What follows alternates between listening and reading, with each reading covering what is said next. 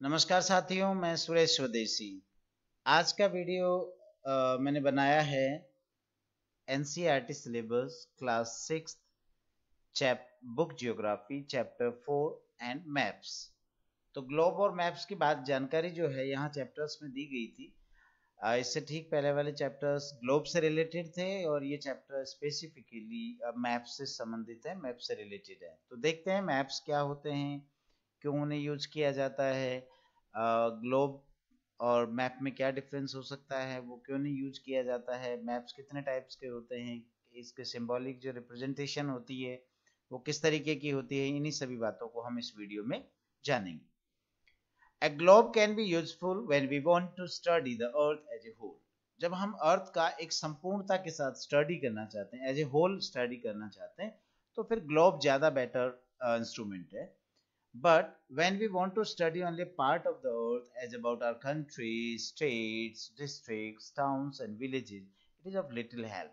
लेकिन जब हम अर्थ के किसी एक पार्ट की, जैसे कि हमारे कंट्री की, स्टेट की, डिस्ट्रिक्ट, टाउन या विलेज की स्टडी करना चाहते हैं, तो फिर ग्लोब का यूज कम हो जाता है, बिकॉज ग्लोब में वो इतना डिटेल नहीं दिखाया जा सकता। तो इन सच ए सिचुएशन वी यूज मैप्स। ऐसी सिचुएशन में हमें मैप्स यूज करने चाहिए जिसमें हम वहां का डिटेल डिस्क्रिप्शन शो कर पाए। मैप क्या होता है?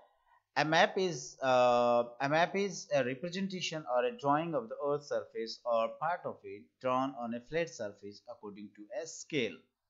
अब मैप जो एक ड्राइंग होती है, एक प्रेजेंटेशन होता है अर्थ की किस सरफेस का या उसके किसी पार्ट का, जो कि एक फ्लैट सरफेस पे स्केल को फॉलो करते हुए, किसी पैमाने को फॉलो करते हुए ड्रॉ किया जाता है। When many maps are put together, we get an atlas. अब बहुत सारे मैप्स अगर आप एक बुक के फॉर्मेट में ले आते हैं तो उसे हम एटलस के नाम से जानते हैं। Maps are of different types. Maps अलग अलग टाइप्स के हो सकते हैं। Physical maps, political maps, thematic maps and topographic maps. Political map जो पॉलिटिकल बाउंड्रीज को शो करता है। फिजिकल मैप जो अर्थ की जो फिजिकल फीचर्स हैं, जैसे कि mountains, rivers, lakes, oceans etcetera, continents वगैरह को बताता है। देन थीमेटिक मैप्स हैं जो किसी पर्टिकुलर थीम पे बेस्ड होते हैं, जैसे मुझे ट्रीज शो करने हैं या मैं पॉपुलेशन को शो करना चाहता हूँ या एग्रीकल्चर प्रोडक्शन वाले एरियाज को दिखाना चाहता हूँ, या सपोज कि मुझे माइंस एंड मिनरल्स को शो करना है। तो ऐसे जो मैप्स होते हैं वो थीमेटिक मैप्स होते हैं।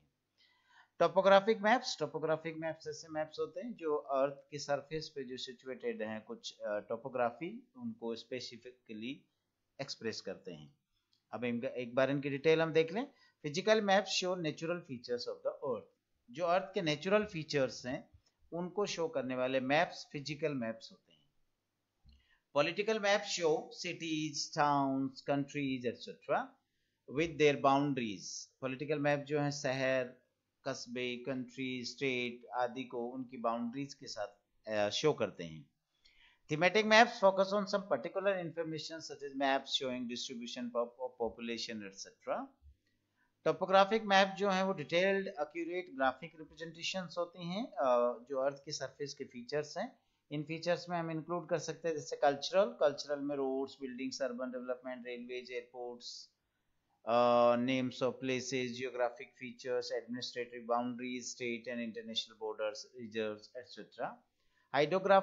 हाइड्रोग्राफी में lakes, river, streams, swamps, coastal flats etcetera. Relief जो है उसमें mountains, valleys, contours and cliffs, depressions, गड्ढे etcetera. Vegetation wooded and cleared areas हैं जहाँ फॉरेस्ट हैं, वाइनयार्ड्स है, ऑर्चार्ड्स एटसेट्रा। तो ये different types of topography show topographical maps हैं। स्केल, अभी हम बात कर रहे थे कि एक मैप में स्केल बहुत रिक्वायर्ड है, मींस वो स्केल के बिना मैप का यूज ही नहीं हो पाएगा। तो स्केल क्या होता है? Scale is needed to represent a small distance on paper for a large distance on the ground. Actual में, रियल में ग्राउंड पे जो डिस्टेंस होती है उसको एक शॉर्टर फॉर्म में, स्मॉल डिस्टेंट एरिया के रूप में मैप पे जो शो करने का रेशियो यूज किया जाता है, ये मेजरमेंट स्केल होता है, उसे हम स्केल के नाम से जानते हैं। थस हम ऐसे कह सकते हैं कि scale is the ratio between the actual distance on the ground and the distance shown on the map. अर्थात ये एक्चुअल डिस्टेंस जो ग्राउंड पे होती है और जो मैप में दिखाई गई है उनके बीच के रेशियो को शो करने वाला टर्म है स्केल। स्केल जो दो प्रकार के होते हैं, स्मॉल स्केल मैप हो सकता है, मैप जो है लार्ज स्केल मैप हो सकता है। तो small scale map is used to show large areas like continent और कंट्रीज ऑन ए पेपर। इसमें बड़े बड़े जो कॉन्टिनेंट्स और कंट्रीज होते हैं उनको एक पेपर पे शो करने के लिए जो यूज होता है उसे स्मॉल स्केल मैप कहते हैं।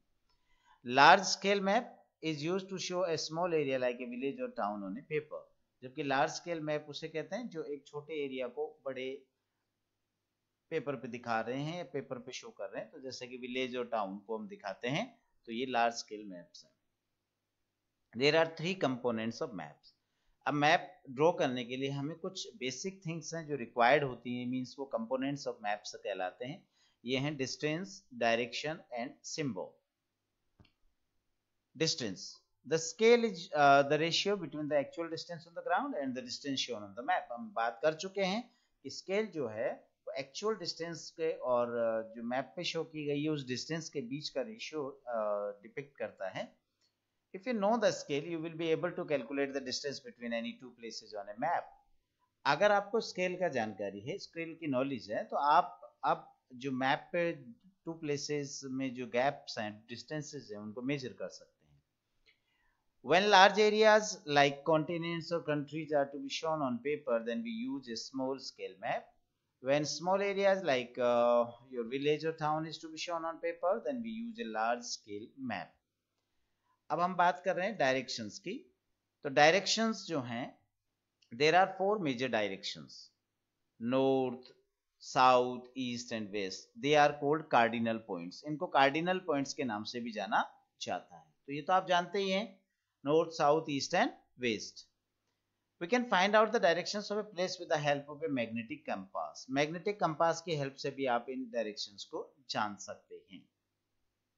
Symbols, symbols are used to show features like buildings, road, bridges, etc. on the map। By using symbols we make the map very informative। इसकी help से symbols जो हैं, इनकी help से हम map को बड़ा informative बना सकते हैं।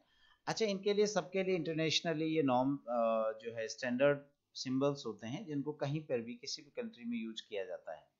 जैसे रेलवे लाइन शो करनी हो, उसमें ब्रॉड गेज यानी ब्रॉड गेज वाली हो तो ये वाला सिंबल होगा, मीटर गेज वाला है तो this symbol, and railway station है तो उसके लिए ये इस टाइप का सिंबल आपको देखने को मिलेगा। एंड ये सिंबल्स इंटरनेशनली रिकॉग्नाइज्ड होते हैं।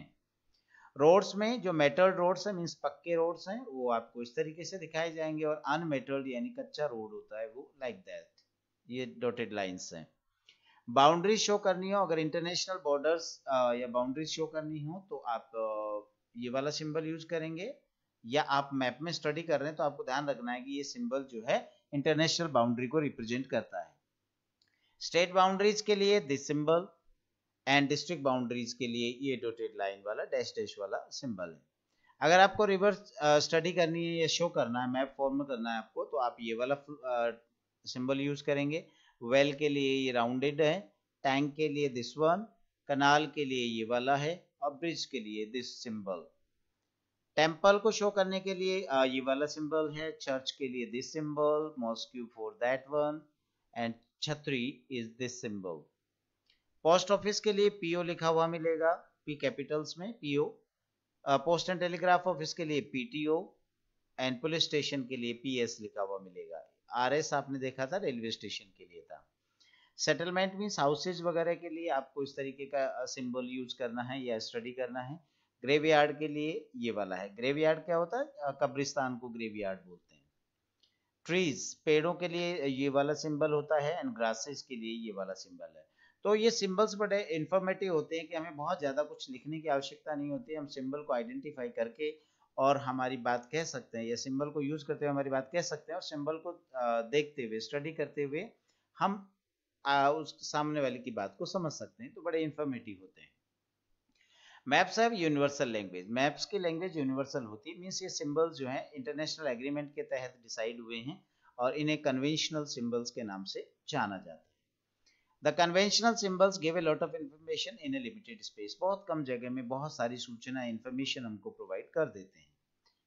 कलर्स का भी एक यूज होता है मैप्स के अंदर, कलर्स का भी एक बड़ा इंपॉर्टेंट रोल होता है।